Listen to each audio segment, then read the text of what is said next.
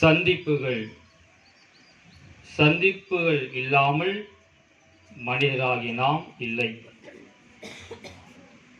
சில சந்திப்புகள் மகிழ்ச்சியை தருகின்றன, சில சந்திப்புகள் ஆறுதலை தருகின்றன, சில சந்திப்புகள் உடனிருப்பை தருகின்றன, சில சந்திப்புகள் உற்சாகத்தை தருகின்றன, சில சந்திப்புகள் மலரும் நினைவுகளை தருகின்றன, சில சந்திப்புகள் மறுமலர்ச்சியை ஏற்படுத்துகின்றன, சில சந்திப்புகள் மனமாற்றத்தை ஏற்படுத்துகின்றன, சில சந்திப்புகள் அமைதி ஏற்படுத்துகின்றன, சில சந்திப்புகள் வாழ்த்துக்களை பரிமாறிக்கொள்ள வழிவகை செய்கின்றன.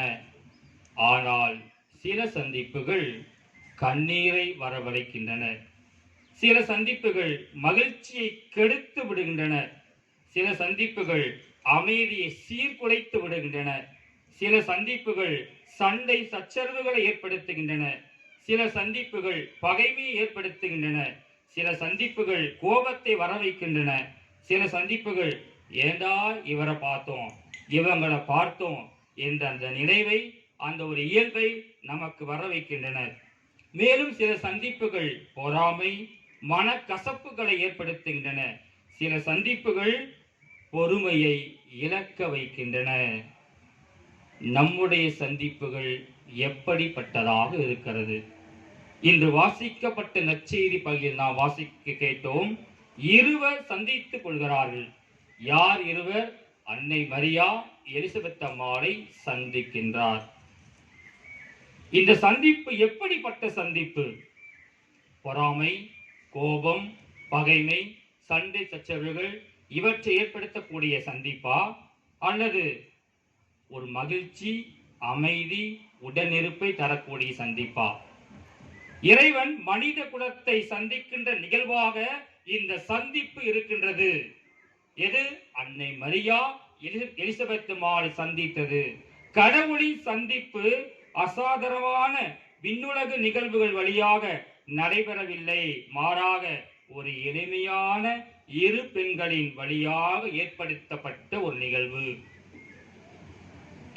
இந்த சந்திப்பு தான் மகிழ்வின் சந்திப்பு, அமைதியின் சந்திப்பு, உடனிருப்பின் சந்திப்பு, உதவுதலின் சந்திப்பு, உற்சாகப்படுத்துதலின் சந்திப்பு, வாழ்த்துக்களை பரிமாறிக்கொள்வதின் சந்திப்பாக இந்த சந்திப்பு இருக்கிறது.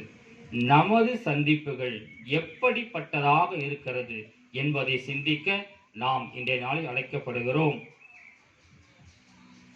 நற்செய்தியில் வாசிக்கிறோம். பல்வேறு நிகழ்வுகளை நாம் 4 நற்செய்தியில் வாசிக்கிறோம். குறிப்பாக 2 நிகழ்வுகளை உங்களுக்கு நான் எடுத்துரைக்க ஆசைப்படுகிறேன். இயேசுவும் சக்கேயுடைய சந்திப்பு. சக்கேயு இயேசு என்னை பார்ப்பார் என்றெல்லாம் அவர் எண்ணவில்லை. ஆனால் சக்கேயுடைய விருப்பம் இயேசுவையே பார்க்க வைத்தது. அதனால்தான் புது வாழ்வை பெற்றார், மாற்றத்தை பெற்றார், மீட்பை பெற்றுக் கொண்டார். ஏன்? இயேசுவின் சந்திப்பு அப்படிப்பட்டதாக இருக்கிறது. அடுத்ததாக இயேசு பர்த்திமேயை சந்திக்கிறார். கண் தெரியாத அந்த பர்த்திமேயு தன் உள்ள கண்களால் ஆண்டவர் இயேசுவை சந்திக்கிறார். அதன் விளைவு ஆண்டவர் இயேசு அவர் பக்கம் வந்து அவரை சந்திக்கிறார், மீண்டும் பார்வை பெறுகிறார். நமது சந்திப்புகள் முக்கியமாக எதை நோக்கி இருக்கிறது? எதை குறித்து இருக்கிறது? எதிர்பார்ப்புகள் எது சந்திப்பாக நமது சந்திப்புகள் இருந்து விடக்கூடாது. ஏதாவது கிடைக்கும் என்ற சந்திப்புகள் இருக்கக்கூடாது. எதையும் எதிர்பாராத சந்திப்பாக நமது சந்திப்பு இருக்க வேண்டும் என்று அன்னை மரியா நமக்கு எடுத்துரைக்கின்றார்.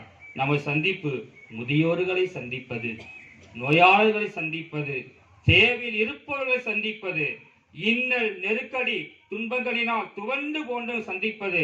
இப்படிப்பட்ட சந்திப்புகளை நாம் சந்திக்கின்ற பொழுது உண்மையாகவே அன்னை மரியாள் எலிசபெத் அம்மாளை சந்தித்ததை நாம் நினைவு கூறுகின்றோம். எலிசபெத்தும் அவர் வயிற்றிருந்த குழந்தையும் மகிழ்ச்சியால் துள்ளிற்று. ஏனென்றால் எதையும் எதிர்பாராமல் உதவி செய்வதற்காக, உடன் இருப்பதற்காக, உற்சாகப்படுத்துவதற்காக, ஆறுதலை தருவதற்காக, அமைதியை தருவதற்காக, மகிழ்ச்சியை தருவதற்காக அன்னை மரியாள் எலிசபெத் அம்மாளை சந்திக்கின்றார். இப்படிப்பட்ட சந்திப்பு தான் நமக்கு தேவை.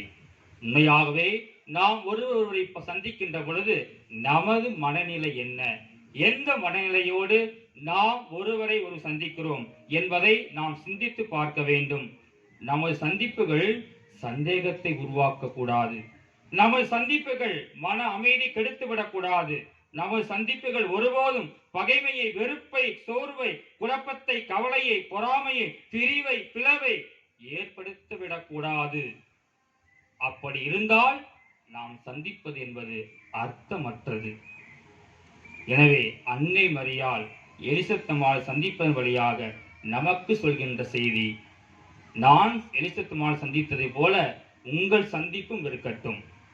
உண்மையாகவே நாம் சந்திக்கும் நபர்கள் மத்தியிலே நம்மால் மகிழ்ச்சியை கொடுக்க முடிகிறதா, அமைதியை கொடுக்க முடிகிறதா, ஆறுதலை கொடுக்க முடிகின்றதா, உடனிருப்பை, உற்சாகத்தை கொடுக்க முடிகின்றதா என்பதை நாம் சிந்தித்து பார்க்க வேண்டும். வேர்கள் இல்லாமல் வளர்ச்சி இல்லை. புதிய தளிர்கள் இல்லாமல் மலர்கள் மலர்வதும் இல்லை. சந்திப்புகள் இல்லாமல் உறவுகள் வலுப்படுவதில்லை, வளர்வதில்லை, ஆழமாக்கப்படுவதில்லை. அன்னை மரியாள் சொல்கிறார், உங்கள் சந்திப்பு எப்படிப்பட்டதாக இருக்கிறது என்ற கேள்வி நம்மிடம் கேட்கிறார். நமது பதில் என்ன?